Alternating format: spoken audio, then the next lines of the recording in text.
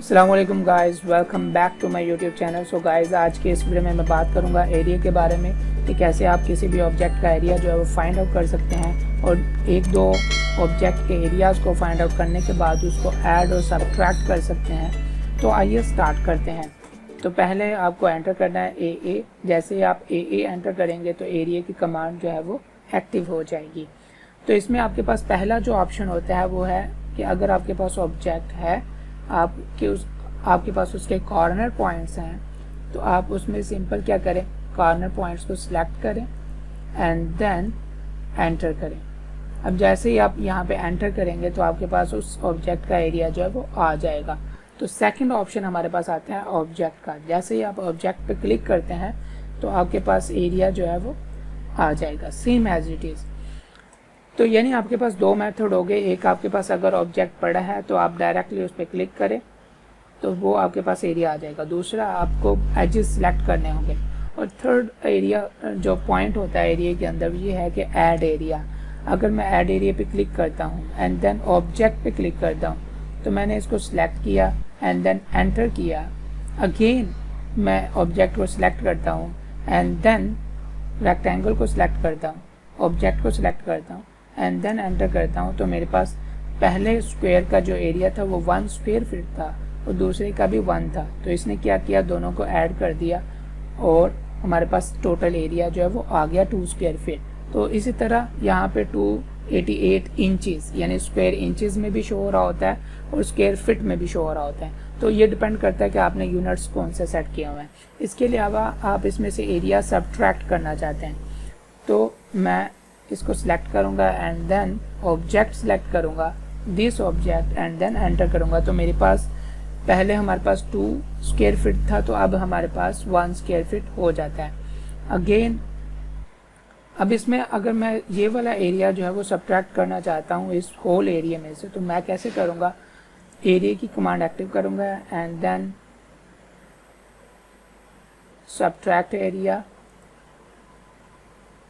इसको सिलेक्ट करूँगा, एंटर करूँगा। अब ये मेरे पास आ जाएगा -0.25। अब इसमें ऐड करूँगा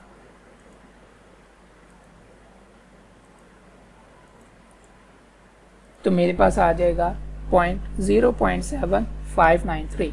तो इसी तरह आप अगर एजेस सिलेक्ट नहीं करना चाहते तो आप इसमें भी ऐसे ही कर सकते हैं, ऑब्जेक्ट सिलेक्ट करें तो वो एरिया ऐड कर देगा। अगर आप फिर अगेन सिलेक्ट करना चाहते हैं तो इस तरह के जितने भी ऑब्जेक्ट आपके पास पड़े हैं आप वो ऐड करना चाहते हैं तो वो एरिया के अंदर ऐड करता जाएगा। ग्रीन का मतलब होता है ऐड करना। अगर मैं इसको यहाँ पे सब्ट्रैक्ट करता हूँ तो ऑब्जेक्ट को सिलेक्ट करता हूँ एंड देन मैं इसको माइनस करता हूँ तो वो जो एरिया, जितना एरिया मैं सिलेक्ट कर रहा हूँ वो उस एरिया, टोटल एरिया में से माइनस करता जाएगा जो हमने पहले फाइंड आउट किया।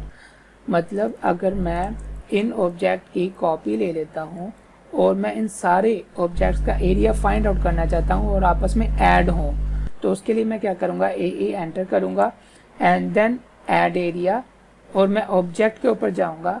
पहला ये ऐड होना चाहिए, दूसरा ये ऐड होना चाहिए, थर्ड वन ये, फोर्थ वन, फिफ्थ वन।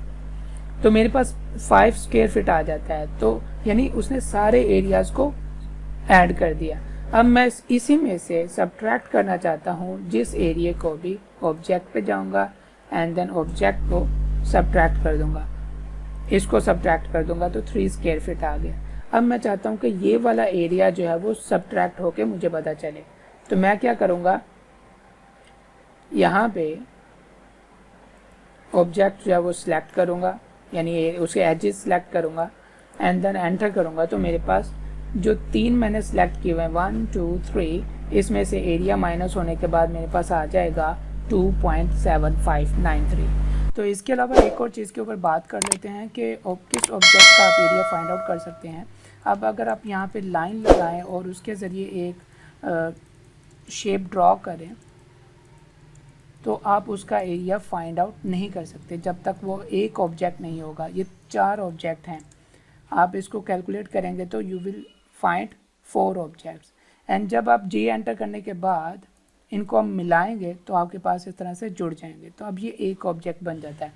तो अब आप इसका एरिया जो है वो फाइंड आउट कर सकते हैं।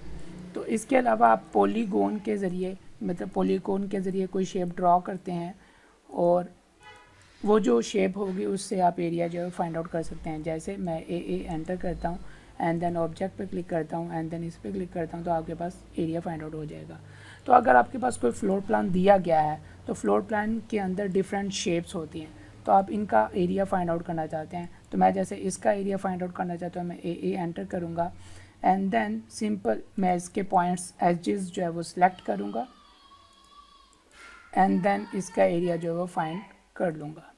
तो इस अंदाज में आप इन शेप्स का एरिया फाइंड आउट कर सकते हैं। यहाँ तो आपके पास एक ऑप्शन ये है कि आप पहले ये ऑब्जेक्ट ड्रॉ करें पॉलीगॉन के ज़रिए एंड देन आप उसको एरिया जो है वो फाइंड आउट करें।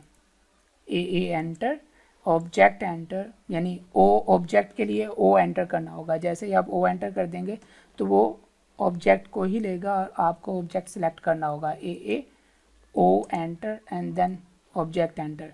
जब ऑब्जेक्ट सेलेक्ट कर लेंगे तो आपके पास एरिया जो है वो आ जाएगा।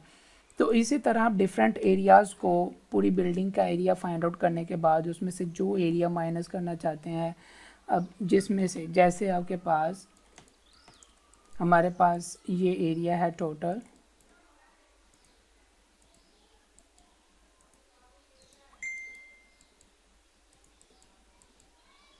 सपोज कर लें मेरे पास ये वाला एरिया है,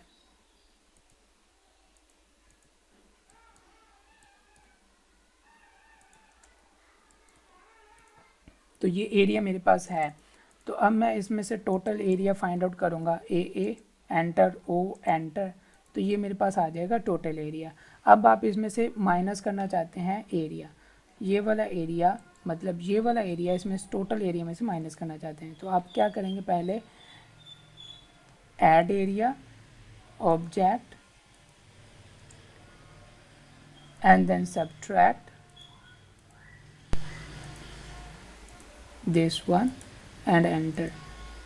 इसमें से जो पहले एरिया आया था आपके पास वो टोटल एरिया था और उसमें से माइनस होने के बाद हमारे पास ये एरिया आ जाता है 506। यानी आप अगर टोटल एरिया फाइंड आउट करेंगे तो हमारे पास आएगा 640 और जब आप माइनस करने के बाद एरिया लेंगे तो हमारे पास आएगा 506। तो इस अंदाज में आप एरियाज़ डिफरेंट शेप्स का, डिफरेंट फ्लोर प्लान्स के अंदर डिफरेंट जो ऑब्जेक्ट्स हैं उनका एरिया जो है फाइंड आउट कर सकते हैं। तो डिटेल दे सकते हैं और उनको आप राइट डाउन कर सकते हैं। यानी तो इस अंदाज में आप किसी भी ऑब्जेक्ट का, किसी भी शेप का, किसी भी फ्लोर प्लान के अंदर जो भी ऑब्जेक्ट और जो भी शेप्स हैं उसका एरिया जो आप फाइंड आउट कर सकते हैं। तो आई होप सो कि ये वीडियो आपके लिए बहुत फ़ायदेमंद होगी। तो प्लीज़ इसको शेयर कीजिएगा अपने दोस्तों के साथ जो ऑटोकैड लर्न करना चाहते हैं, ताकि मेरी आने वाली वीडियोस उन तक पहुंच सके और मुझे भी मोटिवेशन मिलती रहे और मैं वीडियोस बनाता रहूं। Thank you so much.